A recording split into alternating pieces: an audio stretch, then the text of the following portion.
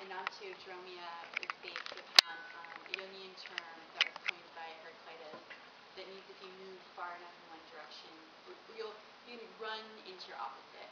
If you move far enough in one direction, you'll come back to where you began. And so this was the beginning of the performance art piece that I did with these Ruto dancers.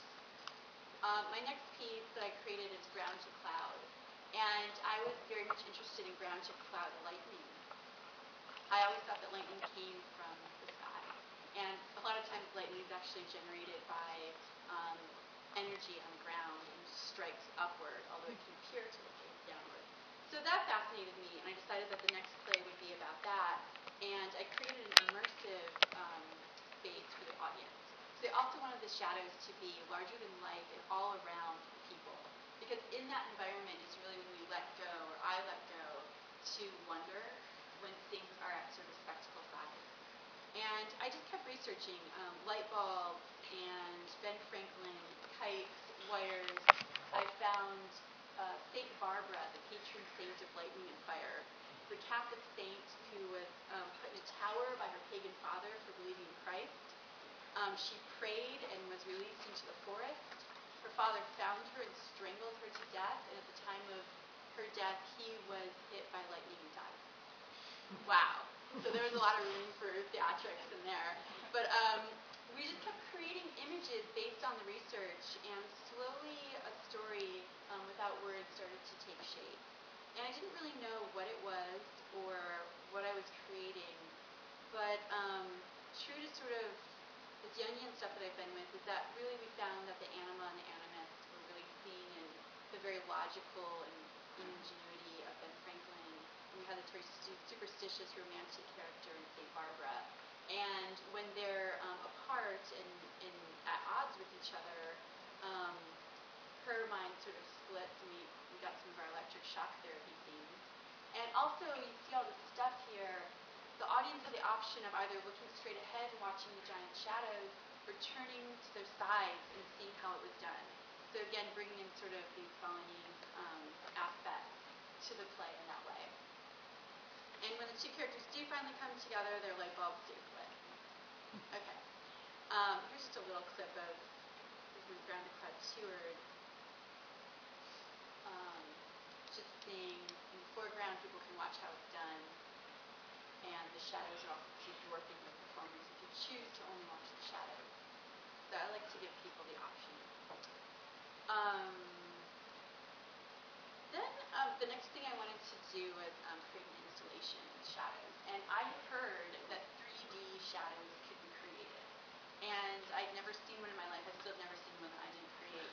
But I heard this could be done, so I sort of set out to learn about 3D.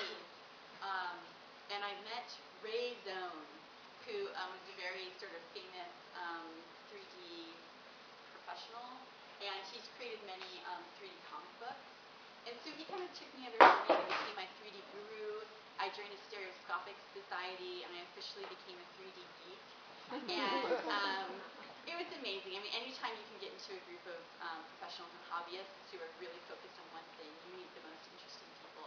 So that was fabulous. Mostly what I learned from them, I think I got a lot of encouragement, and they showed me which shade of cyan to use in my lip glasses, but they're really wonderful.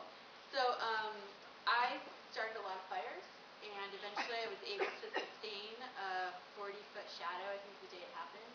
And other people have done 3D shadows, but I still think that I've done them the biggest, and that's all that matters.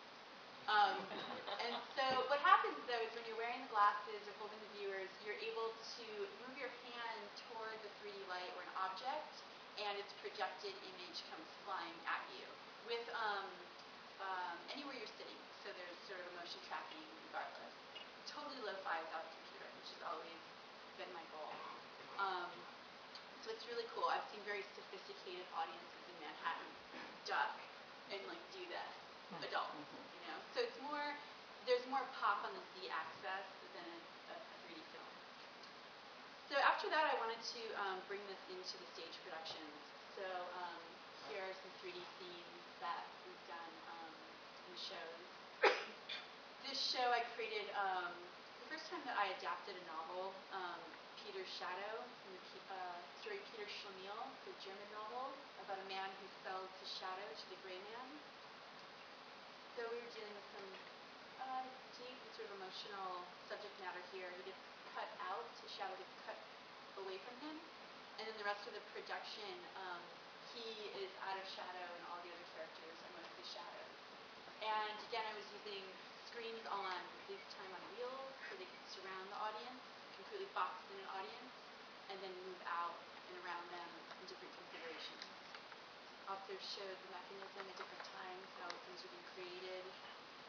And we used this really cool floor, so we don't have to have spike marks. We knew within the geometry of the floor where the screens were positioned. So anyway, currently I'm working on a new show, and this show will premiere in September. And I think that I was just sitting with this global environmental crisis that we find ourselves in, right? And not really knowing what this means. I mean, some people think the world's going to end within my lifetime. And whether or not I believe it, just the kind of fervor of that energy in the collective conscious right now is so intense. And so I sat with this idea for a while and just started to look around at objects to see what was sort of resonating for me. And it was the train, which made sense. And I consider that within my lifetime, one device was created since my birth that will change the look of the world completely by the time I die. And in the 19th century, the train was invented that changed the complete look of that group's lifetime. And so I sort of relate that moment in history, also as an American, to my moment in history. So it's tracing me that time back and sort of working with these expressionist images and symbols. We've been creating a lot of images of industry and juxtaposing them with images of nature, and sort of working with realistic images. These are just from workshops. And also pairing them with images that are more abstract. Working with the 3D now, I think I've used it in scenes where it's been sort of a gimmick, because it's cool, and now really trying to find what is in this medium and what can I do with it. And I think it's more about the intimacy, because it's a rare experience that you can go to theater and have something appear right here. And so what can we do with that? And we're trying to use opera glasses so people can sort of go back and forth from seeing the full shadows and then having moments of the 3D. And again, it's hard. It's hard to know when to cue it, and hard to know if it feels gimmicky, but I think it's something worth pursuing. So that's where we're at. And some of the images, I'll show a little video clip of more of the abstract work that we're doing. My friend Dan Cantrell, the composer. And I think there's a little delay in the video, so maybe we should change it.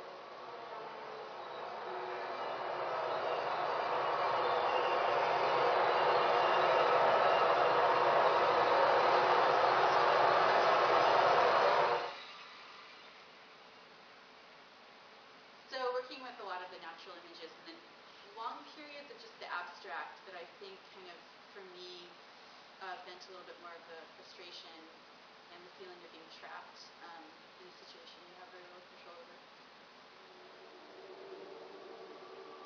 I'm sure the rainbow sounds so cool.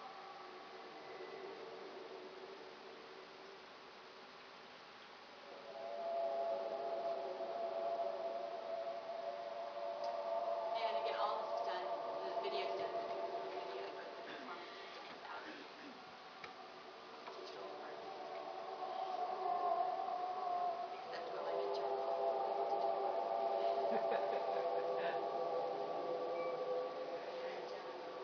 mirrors and water and smoke and whatever else. Just a little bit more from, we just did a workshop at ACT.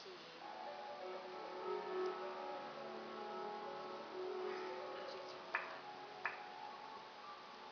So I guess Jung uses obviously the shadow as his primary metaphor for the psychology of the unconscious. And there's this quote I like from Jung where he states that theater itself should not focus on a falsification of an already insincere but on unfiltered, unconscious reality. But how does theater focus on unconscious reality? And I hadn't read that before I started doing this, but I really think that's what I'm fixated on, is how do I create work of an unconscious reality. And I feel that in the dark, in concert with shadows and objects following the crumbs of very thin stories, I think our logic does need to follow something that's not totally abstract. We leave room for our personal memories to engage while watching. And this gestalt of image sort of draws us in, so we're physiologically